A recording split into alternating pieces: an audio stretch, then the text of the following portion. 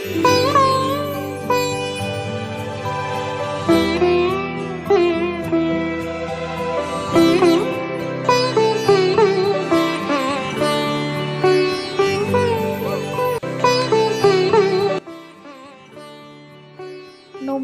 বন্ধুরা, আমি পিঙ্কি।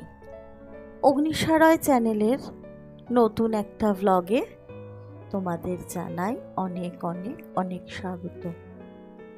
আশা করছি যে যেখান থেকে আমার ভিডিওটা দেখছো সবাই ভীষণ ভালো আছো। আমিও আমার পরিবার নিয়ে তোমাদের ভালোবাসায় খুব ভালো আছি। আজ হলো মঙ্গলবার, আজ বাদে কাল বিশ্বকর্মা পুজো।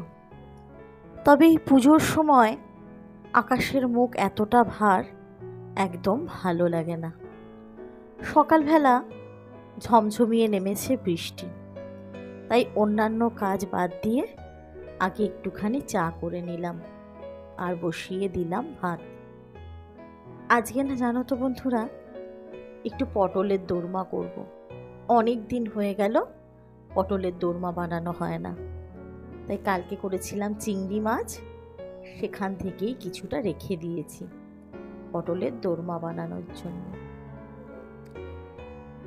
আজকে জানো তো আকাশের যেরকম মুখটা ভার, তার সাথে সাথে মনটাও আমার বড্ড ভার।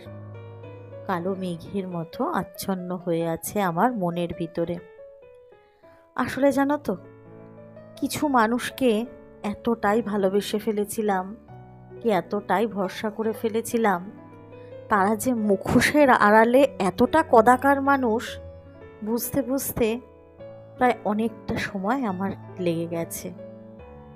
তারা যে এতটা নেগেটিভ মানুষ, সত্যি কথা তাদের কথাবার্তা আচার আচরণ কিছুতেই বুঝতে পারিনি। আসলে কি জানো তো, আমি বড্ড বোকা। মানুষকে তার মুখের কথা দিয়েই বিচার করি। হয়তো তাদের মিষ্টি মিষ্টি কথা শুনেই আমি ভেবেছি যে এরা আমার বড্ড আপন। আরেকটা কি জানো তো বন্ধুরা, মায়ের জায়গা চট করে কাউকে দিতে নেই। আসলে সেই জায়গার যোগ্যতা সবার থাকে না। আমার জীবনে এমন একটা মানুষ ছিল যাকে হয়তো আমি অন্ধের মতো বিশ্বাস করতাম, মায়ের মতো ভালোবাসতাম। সেই মানুষটার গতকাল ওই কদাকার ব্যবহারে আজ আমার মনটা বড্ড ভার। সত্যি কথা বলতে, মানুষকে বিশ্বাস করার না ভরসাই যেন আস্তে আস্তে হারিয়ে ফেলছি। সেই মানুষটা যে এতটা নেগেটিভ, আমার ভালো থাকা উন্নতি আমার জীবনে সে যে এভাবে মেনে নিতে পারছে না, তার আচার আচরণ ব্যবহার কোনো দিনই আমায় বুঝতে দেয়নি। তবে মা শারদার অশেষ কৃপা যে সে আমার বড়সড় কোনো ক্ষতি করার আগে তার আসল রূপটা আমার সামনে প্রকাশ পেয়েছে। আসলে মনটা আমার এতটাই ভেঙে পড়েছিল যে কাল যখন বাবাই অফিস থেকে আসে না, আমি হাউ হাউ করে কাঁদছি ওর কাছে।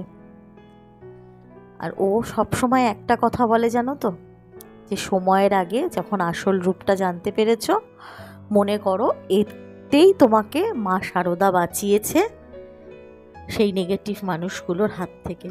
হয়তো তারা তোমার আরও বড়সড় কোনো ক্ষতি করে দিতে পারত, তুমি তো কারোর ক্ষতি করনি। সুতরাং ভগবান আছে, তার অভিশাপ সাপ কিছুতেই তোমার কিছু যায় আসবে না। তোমার আশেপাশে কত পজিটিভ মানুষ যারা তোমাকে না দেখে না চিনেও ভালোবাসে, শুধু ইউটিউবে দেখে। তারপর সেই মানুষটা ছাড়াও তো তোমাকে ভালোবাসার কত মানুষ আছে। তার জন্য মন খারাপ না করে যারা ভালোবাসে তাদের ভালোবাসার জন্য মনটা ভালো করে নাও। আর সত্যি কথা, আমার আশেপাশে যারা পজিটিভ মানুষ আছে, যারা আমাকে সত্যি মন থেকে ভালোবাসে, আর তোমরা তোমাদের কথা ভেবে নিজেকে কিছুটা হলেও জানো তো রিকভার করে উঠতে পেরেছি, তাই হয়তো আজকের ভিডিওটা দিতে পারছি। আসলে আমি এতটাই ভেঙে পড়েছিলাম না মানসিকভাবে, জানো তো কাল রাতে না আমি ঠিকঠাক ঘুমাতেও পারিনি। কিন্তু তারপর সমস্ত কথা চিন্তা করে, তোমাদের কথা চিন্তা করে আজ আবার সকাল থেকে ভিডিও শ্যুট করা শুরু করেছি। দেখতেই তো পেলে আমি কি কি রান্না বান্না করলাম।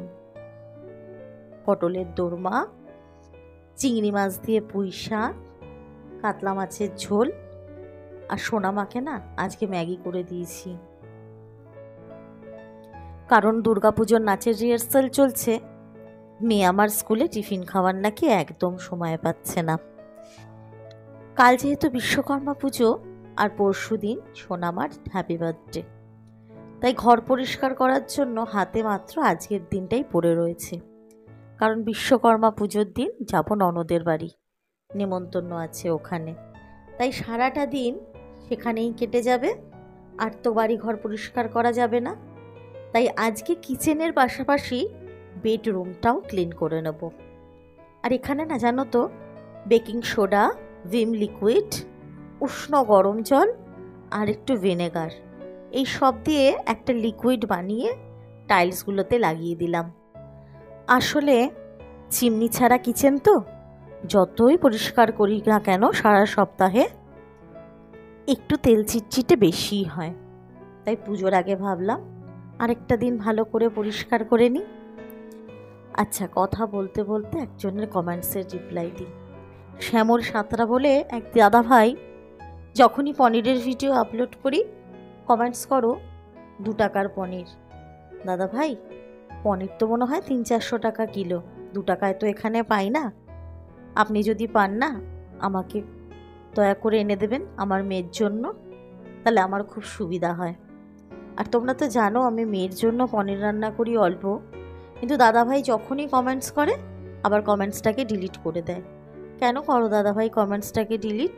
কমেন্টসটা তো রাখতে পারো গো, তাহলে বোনটারও ভালো লাগে। কমেন্টস করে কেন ডিলিট করে দাও? আর একটা কথা বলি কি দাদাভাই, এত কঠিন না হলেও পারতে। যার সংসারে যেমন আয় তার তেমন ব্যয়। আর তার থেকেও বড় কথা, আমাদের বাড়িতে না পনির কেউ খায় না, শুধু মেয়ের জন্যই বানাই। আর ওইটুকু একটা মানুষ কতটা পনির খাবে বলো তো? বাদ দাও ওসব নেগেটিভ কমেন্টস বাদ দিয়ে তোমাদের ভালো ভালো কমেন্টসগুলো পড়ি চলো। অনুজ ভ্লগ ডেলি আমাকে কমেন্টস করো, থ্যাংক ইউ অনু। আমি দেখতে পাই কিন্তু আগের দিন তোমার কমেন্টস পড়তে পারিনি, এই জন্য সরি চেয়ে নিচ্ছি। রোশনারা ভ্লগস, সুখ দুঃখের সংসার, দীপসার ছোট্ট জগৎ, আর এ কজন তো ভালো ভালো কমেন্টস করোই। আর মানসী, তুমি আমাকে একটা লিঙ্ক খুঁজতে বলেছিলে, আমি না খুঁজে পাইনি। তুমি যদি ডিটেলসটা একটু দাও না বোন, আমি তাহলে যদি খুঁজে পাই আমি খুব খুশি হব। আর দেখো, আজকে তোমাদের দেখিয়ে দিলাম আমার শাশুড়ি মাকে। আসলে মা জানো তো ভীষণ ক্যামেরা শাই, মানে মানুষটা কথাও বলে কম, একদম ক্যামেরার সামনে আসতে চায় না। তাই বুঝতে পারেনি যে আমি রান্নাঘরে কাজ করছি, তখন ক্যামেরা ওপেন আছে, এই জন্য ভুল করে ক্যামেরার সামনে চলে এসছে। টাইলসে লিকুইডটা মাখিয়ে দিয়ে একটু কিছুক্ষণের জন্য ছেড়ে দিলাম। আর এদিকে ওপরে যেহেতু ঝুল পড়েছে, ঝুলগুলো একটু ভালো করে ঝেড়ে নিচ্ছি। দেখো দেখতে দেখতে কিরম পুজো চলে এসছে বলো। তাই পুজোর সময় সেই নেগেটিভ মানুষটার কথা ভেবে আর মন খারাপ করে বসে থাকতে চাই না। শরীরের একটা অংশ পচে গেলে যেরম বাদ দিতে হয়, আজ থেকে আমার জীবন থেকে সেই নেগেটিভ মানুষটাকে আমি একদম বাদ দিয়ে দিলাম। মনে করব যে সেই সম্পর্কটা আমার হয়তো পচে গেছে। আসলে কি জানো তো, জীবনে কিছু কিছু নেগেটিভ মানুষ থাকেই এইরকম, যে সামনে তোমাকে বলবে যে আমি তোমার ভালো চাই, ভালোবাসি, তোমার উন্নতি দেখে আমি ভালো আছি, বা তুই সংসারে সুখী আছিস, আমি ভীষণ সুখী। আসলে কি তারা তাদের জীবনের না পাওয়াগুলো থেকে না এতটাই অবসেসড হয়ে থাকে যে কাউকে ভালো দেখলে তারা ভালো থাকতে পারে না, তাদের মনের ভেতরে হিংসা হয়, আর তার থেকেই তারা তোমার ক্ষতি করারও চেষ্টা করে। সুতরাং সময়ের আগে যদি মুখোশ খুলে যায় না সেই সব নেগেটিভ মানুষদের, মনে করবে ভগবানের কৃপা। আমি সেটাকেই মনে করছি মা শারদার কৃপায় হয়তো সেদিক কালকে তার সেই মিষ্টি মুখোশটা ছিঁড়ে গিয়ে তার মধ্যে বেঁচে থাকা নেগেটিভ মানুষটাই আমার সামনে ধরা দিয়েছে। কয়েকদিন ধরে এই ঘর ঝাড়াঝাড়ির জন্য না আমার সারা শরীরে ভীষণ ডাস্ট অ্যালার্জি দেখা দিয়েছে। আসলে অ্যালার্জি আমার ছোট থেকেই ছিল, কিন্তু করোনা ভ্যাকসিন নেওয়ার পর থেকে না অ্যালার্জির উৎপাতটা অত্যাধিক বেড়ে গেছে জানো তো। তাই আমি ঝেঁটা দিয়ে নর্মাল ধুলোগুলো পরিষ্কার করছি আর মেন ডাস্টিং করছে বাবাই। আসলে বাবাই আজ অফিস যায়নি, কারণ বাবাইদের অফিসে আছে বিশ্বকর্মা পুজো। যেহেতু ওদের দপ্তরের কাজ হচ্ছে গঙ্গার বিভিন্ন বাঁধ নির্মাণ করা লোহা লক্করের, তাই ওদের অফিসে বিশ্বকর্মা পুজোটা হয়। আজ সবাই পুজো নিয়ে ব্যস্ত, অফিসে কোনো কাজ নেই, তাই আর আজ বাবাই যায়নি, আমাকে হেল্প করছে ঘরে ডাস্টিংয়ের কাজে। মনটা ভালো না বলে বিকেলবেলা হতেই বাবাই বলল চলো আজকে একটু ঘুরে আসি। আর সত্যি কথা, বাইরে বেরিয়ে দেখি চতুর্দিকে যেন আলোর উৎসব শুরু হয়েছে, দুর্গাপুজো যেন চলেই এসছে। শ্বশুরায় গেছিলাম একটু ঘুরতে, দেখি চতুর্দিকে কত লাইটিং আর বিশ্বকর্মা ঠাকুর বিক্রি হচ্ছে। মনটা না একদম ভালো হয়ে গেল জানো তো। এদিকে তোমাদের ভালোবাসা আর এদিকে প্রাকৃতিক পরিবেশের সৌন্দর্য আর চতুর্দিকে আলো ঝলমল পরিবেশ, সব মিলিয়ে ভীষণ পজিটিভ হয়ে উঠলাম আবার। বাইরে বেরিয়েছি তাই কিছু খাবার কিনে নিয়ে এলাম, মেয়ের পছন্দের মোমো। তো বন্ধুরা, ভিডিওটা যদি কিচ্ছু ভালো লেগে থাকে, আমার কথা যদি তোমাদের একটুও ভালো লেগে থাকে, চ্যানেলটাকে সাবস্ক্রাইব করে পাশে থেকো। আর যারা অলরেডি সেটা করেছো তাদের জানাই অনেক অনেক অনেক ভালোবাসা। আর যারা তোমাদের মূল্যবান সময় দিয়ে আমার ভিডিওটা দেখলে, তাহলে একটু সাবস্ক্রাইব করে দিয়ে এগিয়ে যেতে সাহায্য করো, আর একটা লাইক আর একটা কমেন্টস করো। আজ তবে আসি।